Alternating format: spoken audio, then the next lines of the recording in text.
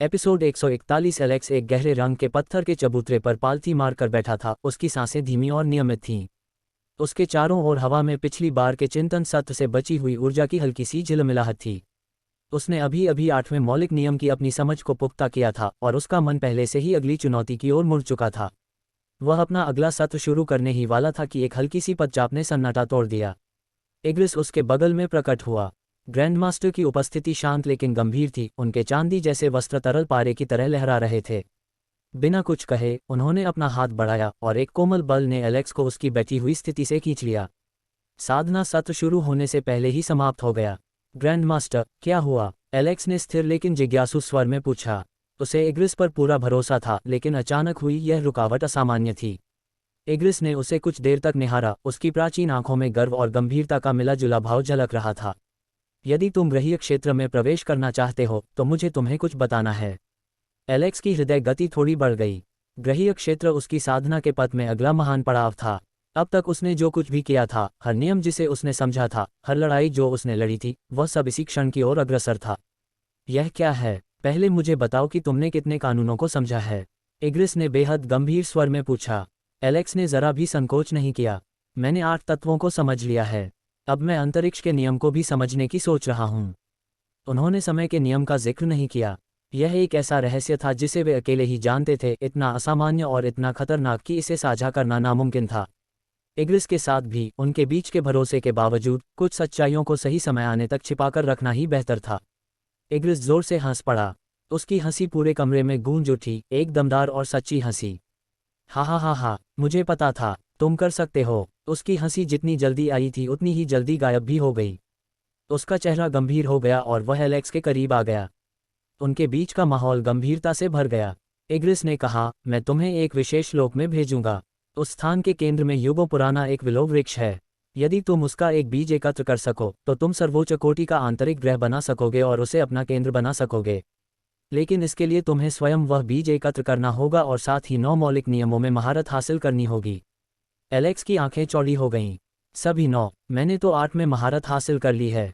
9वां अंतरिक्ष का नियम है, जिसे मैं अभी शुरू ही करने वाला था। हाँ, इग्रिस ने पुष्टि की। अंतरिक्ष का नियम अंतिम मौलिक नियम है। इसके बिना बीज आपको अस्वीकार कर देगा। बीज के बिना आपका आंतरिक ग्रह साधारण होगा, लेकिन दोनों के साथ आप वास्तव में कुछ असाधारण हासिल करेंगे। एलेक्स के सीने में उत्साह की एक लहर दौड़ गई। सच में? इससे मुझे किस तरह के फायदे मिलेंगे?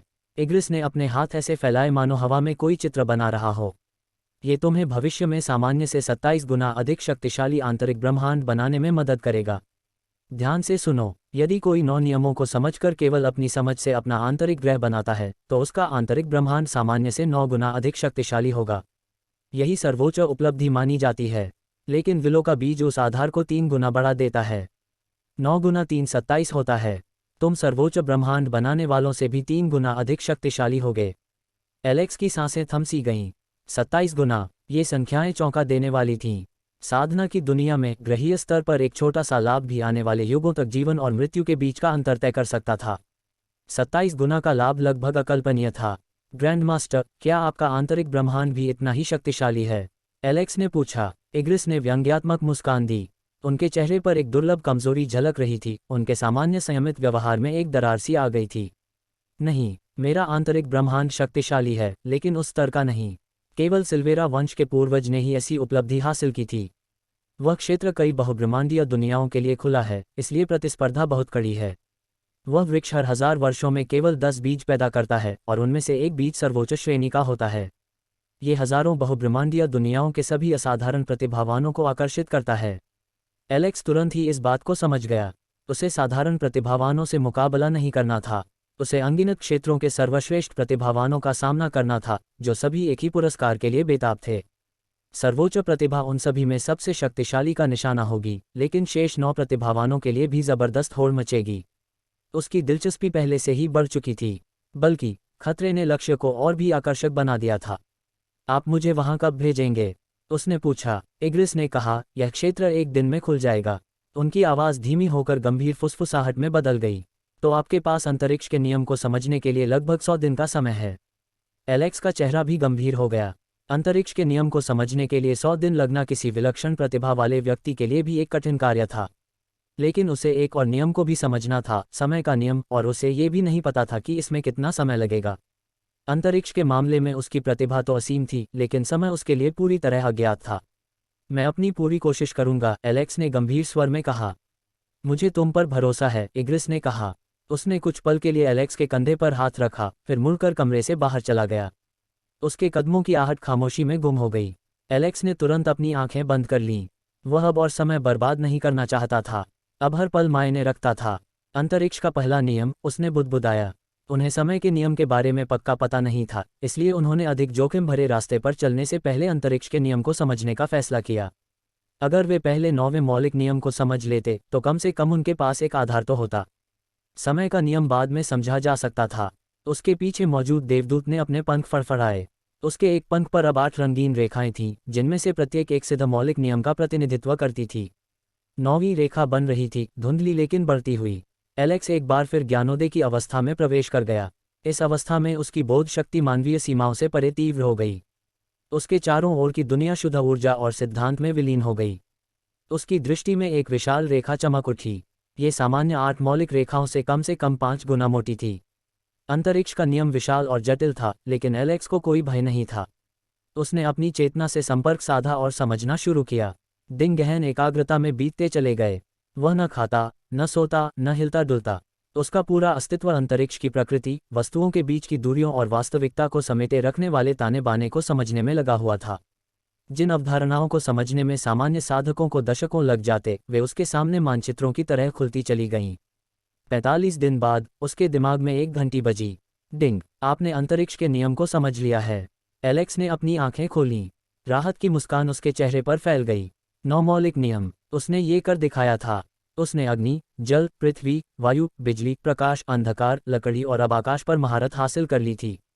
नींव पूरी हो चुकी थी, लेकिन उसकी राहत क्षणिक थी। चिंता फिर से उसके दिल में घर कर गई। अब तक वह उन नियमों को समझ रहा था जिनमें उसकी स्वाभाविक प्रतिभा थी।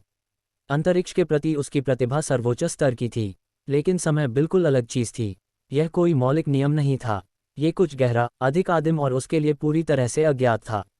चलिए समय के नियम की शुरुआत करते हैं, उसने बुदबुदाते हुए कहा। अचानक उसकी दृष्टि में एक मोटी, सांप जैसी रेखा चमक उठी। उसका रंग धूसर था, जो जीवित धुएं की तरह हिलती डुलती और मरोड़ती हुई थी। जैसे ही वह इस अनुभूति की अवस्था में पहुंचा, उस पर एक जबरदस्त दबाव आ पड़ा। उसकी आत्मा कांप उठी। उसका शरीर ठंडे पसीने से तर हो गया। समय की एक विशाल नदी उसके सामने प्रकट हुई। ये दोनों दिशाओं में अनंत तक फैली हुई थी, एक ऐसे स्रोत से बह रही थी जिसे वह देख नहीं सकता था, और एक ऐसे अंत की ओर बढ़ रही थी जिसकी वह कल्पना भी नहीं कर सकता था। यह नदी क्षणों से बनी थी, अतीत और भविष्य के अंतर्संबंधों से, हर उस धड़कन से जो कभी घटी थी और हर उस धड़कन से जो कभी घटेगी। और फिर एक प्राचीन आवाज उसके दिमाग में प्रवेश कर गई। तुम वर्जित क्षेत्र में कदम रख रहे हो। अभी निकल जाओ, वरना समय के अनंत चक्र में फंस जाओगे, और अगर उसके बाद भी तुमने जबरदस्ती की तो मैं तुम्हें मिटा दूंगा। एक तुच्छ कीड़े को समय की सर्वोच्च नदी में झांकने का कोई अधिकार नहीं है। आवाज तेज नहीं थी, लेकिन उसमें अनंत काल का भार समाया हुआ था। एलेक्स की आत्मा भय से कांप उठी। उसकी हर सहज प्रवृत्ति उसे पीछे हटने, इस रास्ते को छोड़ने और नदी की ओर फिर कभी न देखने के लिए कह रही थी। वह ध्यान केंद्रित नहीं कर पा रहा था। दबाव के कारण उसका दिमाग चकनाचूर हो गया था। जैसे ही उसने रुकने के बारे में सोचा, उसकी योद्धा भावना जागृत हो उठी। यह उसके पीछे बैठा था।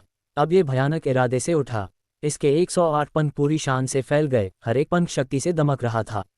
इसका आकार बड़ा और अधिक भयानक होने लगा, जिससे एलेक्स की पूरी आध्यात्मिक दुनिया पर एक गहरी छाया पड़ गई। ये तीव्र प्रकाश से जगमगा रहा था, इतना तेज कि समय की धारा को भी चुनौती दे सकता था। फिर उसने एलेक्स को अपने पंखों में लपेट लिया और उसे पूरी तरह से सुरक्षित कर लिया। डिंग, सिस्टम ने बाहरी शक्तियों को अवरुद्ध कर दिया है। होस्ट अब आगे बढ़ सकता है। एलेक्स ने राहत की सांस ली। उसके माथे पसीने से भीग चुके थे। समय की धारा उसकी दृष्टि से ओझल हो गई, लेकिन धूसर, सांप जैसी रेखा बनी रही। दबाव खत्म हो गया था। प्राचीन आवाज शांत हो गई थी। वह कानून के साथ अकेला था। उसे बात समझ में आने लगी। समय की नदी की गहराई में कई सर्वोच्च इच्छाएं जागृत हुईं। कोई बहुब्रह्मांडीय स्तर से नीचे का प्राणी समय के नियम को समझने की कोशिश कर रहा था, एक आवाज ने कहा। आवाज में जिज्ञासा थी, लगभग मजाक भी।